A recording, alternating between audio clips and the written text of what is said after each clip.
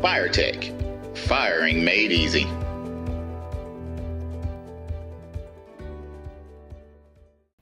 Well, hello Pyro family, Joyful Pyro here, just to bring another video on the Firetek firing system. On this particular video, what I'd like to show everyone is how to update the firmware on your controller. The controller I will be using today is the FTM-99N. It's called the N because it's in this Nanook case. I'll turn it around that way so you can see it better.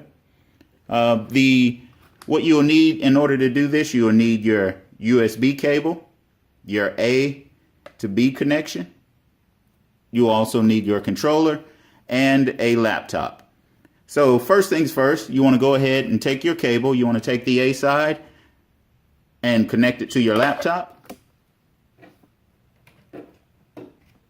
You would take your B side and connect it to the back of your controller. Just want to make sure you guys can see that. And you're going to use the B connection. Let's go ahead and connect that. All right, just like that. Go ahead and open the case, or if you have the FTM-99N, you'll just turn it around. And you're going to use the right side. You're going to use the right side of the controller. Basically the rail side. I call this the Q side. This is the rail. Use the Q. This is the Q side. So use the right side of your controller. And what you will do is hold down 5, and you will power the module on. And when you do that, you will see a screen that a box that will pop up on your laptop. And when you do that, that will give you access to the file on the inside here, the firmware that's on the inside of your controller. So let's go ahead and do that. Hold down 5, power on the module. All right, from there you will actually get you see the module came on. You see you have your blue illuminated and your green button illuminated, and now you'll go over to your laptop, and what you'll see there is you now have access to the file that's on the inside of the controller. Just double click that folder, and you'll see there's a firmware in there. Right click on it, delete it. It will ask you, are you sure you want to permanently delete this file? Just go ahead and click yes. And then what you'll do now is you'll go to wherever your file is that you have wherever you have the new firmware, and you will grab that firmware and copy it.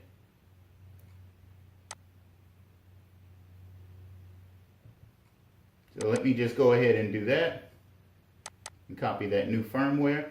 And so if you have multiple firmware, just make sure you in your firmware folder, just make sure you copy the correct one. Here I have 2. I have one for the 48FX. I have a video on how to update the firmware on that one. Also, I have the firmware for the FTM-99. This firmware will work on the S and the N controllers. So I just want to go ahead and right click and copy that. Go down here to the bottom where it says FTS update. Double click there, and then I'll right click and paste my new firmware, and you'll see that it will copy over. And now this new firmware is on my controller. So I'm good here. I can go ahead and close this, and now I'll go over to my controller. So I'll close that window.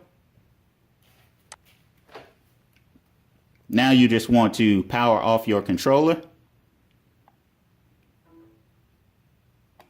All right, the controller is powered off. You can see that the forward and the back button, or the green and the blue, they're no longer illuminated.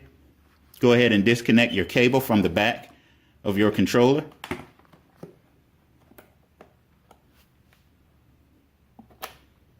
And I always like to make sure I replace the dust cover.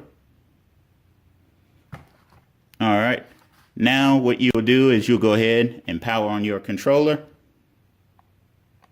You can see I have the new firmware 6.0B in the controller. And it's just as simple as that, everyone. Thank you for watching, and stay tuned for my next video, and happy firing out there.